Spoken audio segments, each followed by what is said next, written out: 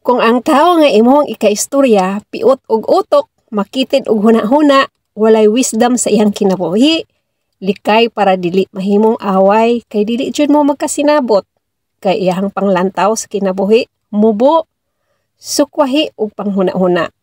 Nay ubang tao, mubo ra kayo panghuna-huna, negatibog utok, dili kabalo mo appreciate sa mga ginagmayng butang, dali ra masuko, walay pasensya, gusto tanang pabor ana asayaha, dili makasabot kung unsa ang sitwasyon. Kanang tawhana, walay wisdom sa iyang kaugalingon, walay spiritual guidance. Gusto siya ra kanunay sabton, dili na maayo ikauban, or likay na lang kay lisod yun.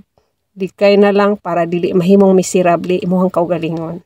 Kay ang taong walay wisdom sa kahitasan, mubo rag panghuna-huna. Kung kanang tawhana imuhang sigig ikauban, ma-influence ka ana, mahimong mubo ra pud ang imuhang panglantaw sa kinabuhi. Lisod ang tawag mubo rag panghuna-huna. Lisod yun. Kay ihang panglantaw ana, nubo ra dili kasabot, lisod pasabton. Mubo ra pud ang pasensya.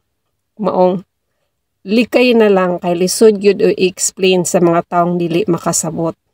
Mas maayong mulikay na lang ka sa mga taong walay wisdom sa kinabuhi.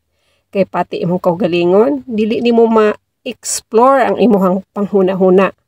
Importante ang wisdom nga anaa ka nato sulod sa atong dughan para magka linaw ang atong panghuna-huna, dako ang atong panglantaw sa kinabuhi.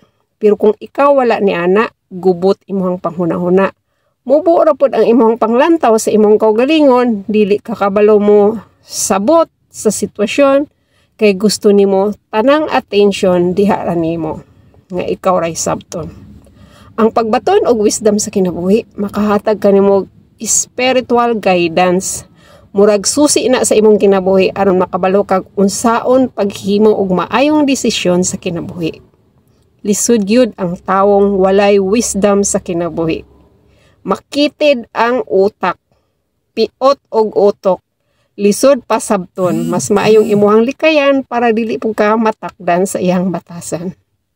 Amping, God bless you.